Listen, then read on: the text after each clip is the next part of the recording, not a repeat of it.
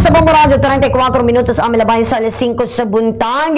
Dirita ka atong dawato ng Bombo Radio Cagayan de Oro alan sa itong Bombo Reports, Mindanao Connection. May 12 elections. So, mauna, diri sa amo sa Northern Mindanao. Adunay human lagi nga nabawian sa 8 ka klase-klaseng armas. Kuyog ang halos 50 ka mga bala. Then aduna po yung mga nakuhaan sa mga hait nga hinagiban.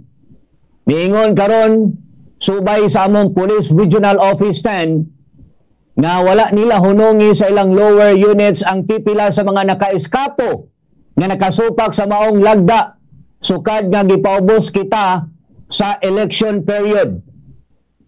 Kisayran nga 5 sa mga dinakpan ang pinaagi sa checkpoint.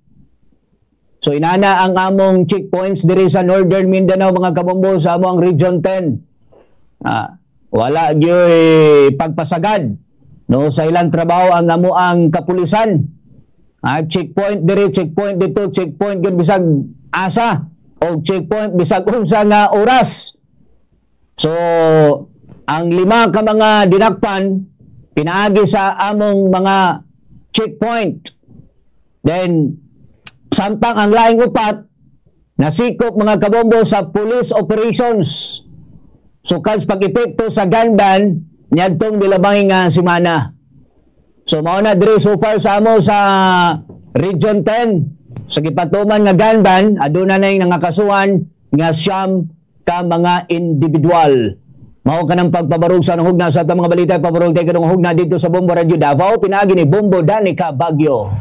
Daghang salamat Bombo Radio Cagayan de Oro, Bombo Pete Gambe. Una lakat sa mga panahon karon, walay mga timailan nga adunay umalabot ng mga pag-ulan apan kagabi gud no nakasinati og mga pipila ka mga lugar ning among dakbayan specifically sa may Tibungkog, Bunawan area ug pagbaha gumika na usab sa kusog nga bunok sa ulan kagahapon sa hapon. Pagpabarog na sa kadong hugna sa mga balita nga among nahipos karong nga buntaga kaya update kita no sa nahimong nga pagputol sa ulo, gigulgulan og ulo sa usa ka anak ang iyang kaugalingong amahan ngadto na usab sa Purok 1-A Gapas, Barangay Madaong, Tagum City. Kay sumala pa humana nga mirason ang suspect nga lagi gikuan daw tawag nini gihunghungan daw siya sa diyang nakamata siya kay gialimpungatan siya ni atong milabay nga adlang Domingo. Nagtuo ang daganan adunay mga hungihungan ng gawas nga siya migamit og illegal nga droga kay kanimo kung madaom daganan sa nga history dira nga daganan kayong mga nagapayut og illegal nga droga dira apan sa nahimong nga investigasyon sa otoridad no nagnegatibo sa illegal nga droga ug uban pa nga drug induced nga substansiya ang anak nga giila na usab ang biktima nga si Luloy Barles nga mao lagi na gawas nga to sa gulgulan siya ulo siyang kaugalingong anak laplapan pa ang dalunggan pati ang ilong og gibuak ang ulo ni ini excuse me sa nagakaon nga mao lagi na lakip na ang kasing-kasing ug ang tawag nini ang laman loob sa biktima daw murag aksyon nga iyang bula noon kay iya manigitsap sa pag-ayo ang iyang papad mao lagi na nagtuusab ang nabili na lang karon nga spekulasyon kay nagnegatibo man sa illegal nga droga aduna na siya problema sa mentalidad mo lagi na padayon pa ni karon nga ginatuki sa otoridad gumika na usab kay tawag nini wala pa man daw noon migawas ang resulta sa usa ka psychiatric tawag nini institution diin gipailawom ang maong nga suspetsado. Samtang dugang na usad nato no sa atong mga balita kay adunay usa ka sikyo ang gidunggab dili lamang sa usab higayon apan ikaduwag nga gidunggab sa usa ka tricycle driver kansa nahibaluan sa maong suspetsado nga ang biktima kabit o iskabitsi sa misis sa suspetsado.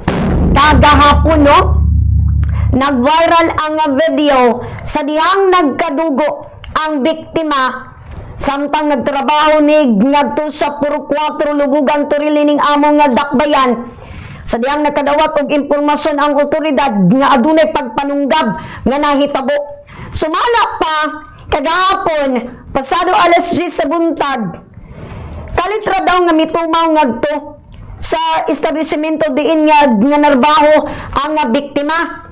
Unya mibunlot sa iyahang kutsilyo ang suspitsado sabay pagduha-duha. Kay nahibaluan ang depensa sa biktima, nag-istorya-istorya lang daw sila matud pa sa misis ni ini nga suspitsado. Apan adunay mga nagkatagkaroon nga mga komento nga kuno matud pa nakit-an daw sa suspect ang biktima, lakit nga ang misis sa suspect nga nagdugsinganay ngadto sa usa ka lodging in sa naasoy nga dapit.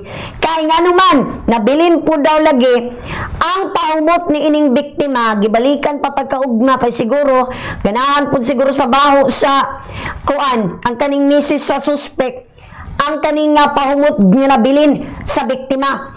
Giila ang biktima nga si Christopher, usa ni ka security guard, 33 anyos ug residente sa Purok 3 Lubugan Toril niining among dakbayan. Samtang ang usa paingon man ang suspect giilag nga si Eddie, 37 anyos, usa ka driver, tricycle driver ug residente sa Purok 6 Saipon Crossing Bayabas Toril nga daghanan na nagkanayon nga uy dili na di ay ang kalipay daw ngadto sa driver kay mo lagi na driver dili na daw sweet lover. Una nga nangitag lain ang misis ni ining suspitsado. So sa karon no, padayon pa ning tawag ngin nangayo magpasaylo daw ang suspect apan mo lagi na prosegido magpasaka og kaso ang biktima mo na atong giniingon na nga og ikaw agrabyado kayo gini mo ibutang ang balaod nga to si imong pad kay at the end of the day ikaw ra magyapoy kaluluoy nga mo lagi na gumikan sa imong emosyon makapanakit ka og imuhang isig kaingon. Bombo Radio Philippines Mindanao area mao kana nga pagpabarog sa kadang hugna sa mga balita atong ipasa ang linya ngadto sa Bombo Radio Jensen pinaagi ni Bombo Edna Mendoza. Daghang salamat Bombo Radio Davao, Bombo Danica Baguio. Ang lakat karon sa panahon dere sa dakbayan sa Los Santos kaganiha makadlawon adunay mga gagmay mga pagtutaligsik tipis nga pagtutaligsik pero wala gayod di dugay og ni undag gilayon pero karon ang amo ang palibot nindot karon og hapita jud musidlak ang haring adlaw. Niya nagkaroon ang mga nagunang balita gikan dere sa among dakbayan sa Los Santos. Gatuo karon ang among kapulisan nga pinaagi sa ilang koordinasyon. Madakpa na kadtong prime suspect sa pagpamusil patay sa usa ka salon owner dinhi sa among dakbayan sa Los Santos. Kay lagi kini istorya kalabutan sa pagpamusil patay sa usa ka salon owner hangtod karon nahimong hisgutanan pa sa mga netizens sa among syudad gumikan kay doon lang kini sa may police station ang maong kanang dapit kung asa nahitabo ang insidente. Amo nang question sa kalaghanan nga nung wala gilayon daw nagkaresponde. Og ang pamilya sa usa sa mga suspect nga unang nadakpa na sa atong otoridad nga katong si Arias King nagkanayon nga matud pa sa dihang nahitabo ang krimen ang iyang bana ang ilang mahal sa kinabuhi naa sa ilang balay.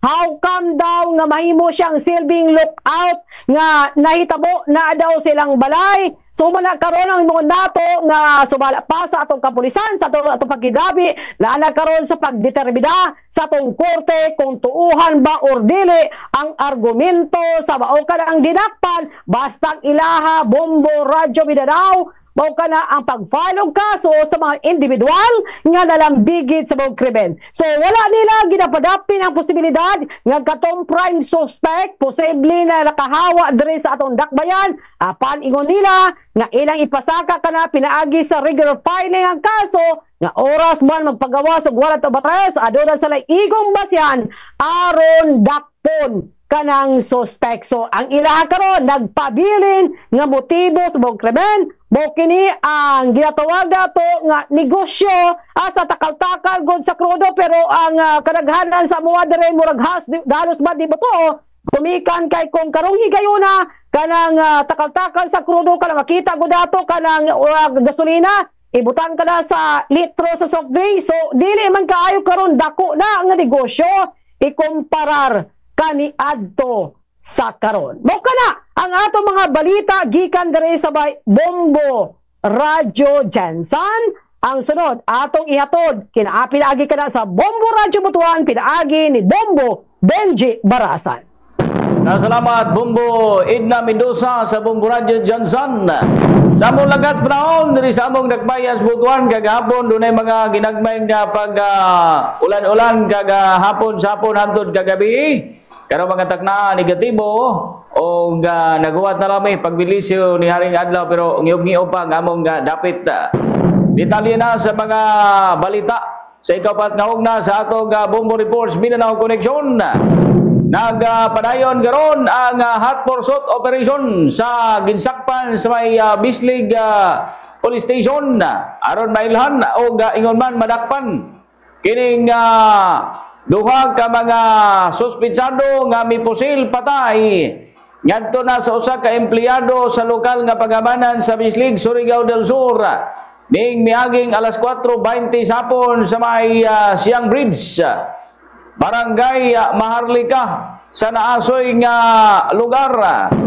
Naila kining biktima nga si Melisio Cagas Idulan, 55 anyos minyo, residente sa may Purok 12, Barangay Purok 12, Mangkarugo, Barangay Poblasyon, Bislig City, Surigao del Sur. Ikan matod pa kining biktima sa City Organic Agri-Fisheries Tourism Center sa may Barangay Santa Cruz sa maong syudad, sakay sa iyahang single motor. O pag-abot sa dapit nga nitabuan, kalit na matod pa siyang gipusil sa duha ka mga suspitsado nga nagpaabot daplin si kalsada. Bisan pa man nga doon na mga samad pinusilan sa lawas, nakapadagan pa ang biktima og mga 100 meters. Adisir siya na tumba o gumikan sa daghan sa samad pinusilan sa iyang lawas. Ikabsan yun din taon sa iyang hinulamang kinabuhi. Na-recover sa kapulisan ang 4 ka basyos bala sa kalibre .45 nga armas sa crime scene. Pagpusap na sa iris pagkakaroon ang motibo sa pagpusil patay ni ining empleyado sa lokal nga pagamahanan. Muna Bombo Radyo Mindanao ang ikaupat nga hugna sa mga balita. Gikan diri dapitas Bombo Radyo Butuan. This time atong ipalabyo katong signal sa Bombo Radyo Coronadal pinagisab ni Bombo Donald Pitogo. Bombo Radyo Butuan, Bombo Benji Barasan, mga kabombo may buntag kanatong tanan. As panyempos takbayan sa Coronadal karong buntag sang Miyerkules, pizza 22 sa bulan sa Enero 2025, hawala mo ang gawanangan. Kulay na tala nga pagulan sa amo ang dakbayan karong buntag, mga kabombo. Paparog na sa ikalimang hugna sa mga balita sa Bombo Reports Mindanao Connection. Walay kidnapping sa Coronadal. Ini ang gipahayag ni Police Lieutenant Colonel Huber Tapang Antonio, mo kining hepe sang Coronadal City PNP sa pagiginabi sa Radyo Coronadal. Human nagpaathag ang driver sang gray nga van nga una ginaligar nga may hunong sumala pa og hana nga nagpalapit sa usa ka 11 years old nga bata sa bahin sa Purok Rizal, Barangay San Jose Dakbayan, Coronadal. Ini ang gipahayag ni Ariel Mendoza, mo kining driver sa van, residente sang Purok Malipayon, Barangay Palavilla, Lotayon, Sultan Kudarat. Kung asa, gigamit sumala pa niini ang maong gray nga van, agud guyuron ang usap pa kasalakyan, agud ipakay o sa mekaniko nga nahamtang sa Barangay San Jose sa Coronadal City. Bangod tupad lang adjacent naman sini nga barangay ang Palavilla, Sultan Kudarat. Dugang paniini, naabdan hapon ang pagkayo sa mekaniko sang ilang gipakayo nga salakyan og sa maong lugar ni desisyon si Ariel Mendoza og iyang helper nga mangita sa makaon, particularmente na ang lumi o kung balot, kinhapunan lagi sila sa paghulat sa ilahang salakyan nagipakayo. Og miabot sa Purok Rizal, Barangay San Jose, nasundan sa maong van ang mag-iloy nga una na alarma sang presensya sang ilahang gray na van nga hinay lagi kay padalagan kay wa man nakabalo ang nanay ug ang bata nga ang tuyo sa to mang spot sila untani sang mga balot og lumi or kananan kamotong hinay ilang dalagan kay kapangita sila sang posible makanan. Ginpayag pa nga nagabike sa malapang bata apang hinay-hinay ang van agod nga sawayon ang bata o ginsaway sa van ang bata nga magpahigad magpadaplin sa ilahang dalan kay lagi gabi na og di pod wala pod reflektor ang ginabaykan sa batang babayi. So ang plastada mihunong minor ang van nga gray unya gisaway niya nga mopahigad lang or mapadaplin kay para hindi siya ma-sideswipe unya nakibot pod ang sakay sang van nga kalit laman misinggit ang nanay sang bata bagod na misinterpret ang saway sa van nga magpadaplin ang bata o gidumdum sa mag-iloy nga mihunong ang van agud kuhaon ng bata misinterpretation. So kagahapon nakibot po ang pamilya sang driver nga trending sa social media o pati sa mga post sa social media may kang tanan sa grupo nga nagasakay sa van nga mga kidnapper sumala pa. So nagpatag ang pamilya sang driver sang van nga walay malain sa ilang tinutuyo bangod na ay rason kun nga anaa sila sa Barangay San Jose which is nagpakayo sila sang ilahang guba nga salakyan naging guyot sa dong van nga nasalalin tawon nga mga kidnapper kay manglumi lang lagi. Sa karon gipatubang na kahapon gipatubang na ni Police Lieutenant Colonel Hubert Tapang Antonio ang both sides aron matagan og maklaro ang tanang isyu o gipahayag ni Colonel Antonio nga walay kidnapping sa Coronadal tungod General Peaceful og tanan nga mga units sang City of Coronadal PNP og tanan nga mga units sa mga kapulisan nakabantay sa border and control checkpoints o ginahimo ang tanan aron mangin malinong ang seguridad. Labi na naghilapit na po ang campaign period o nag-start na ang election period. So klaro ng tanan walay kidnapping sa syudad sang Coronadal. Mao kana may post naton nga balita nagikan sa area of responsibility sa Bombo Radio Coronadal atong ibalik ang koneksyon sa Bombo Radio Cagayan de Oro pinakang Bombo Pete Gambe. Mga kabombo yung nabati naglangkob sa mga detalye sa Bombo Reports Mindanao Connection ng adlaw nga Miyerkules pitsa 22 sa bulan sa Enero 2025. Inyong nabati sa mga to mga kauban gikan sa Bombo Radio Davao pinaagi ni Bombo Danica Baguio gikan sa Bombo Radio Jansan Bombo Edna Mendoza gikan sa Bombo Radio Butuan Bombo Benji Barasan o gikan sa Bombo Radio Coronadal Bombo Donald Pitogog nanukad gikan sa Bombo Radio Cagayan de Oro Bombo Pete Gambe kaming tanan nagingon Basta Radio Bombo.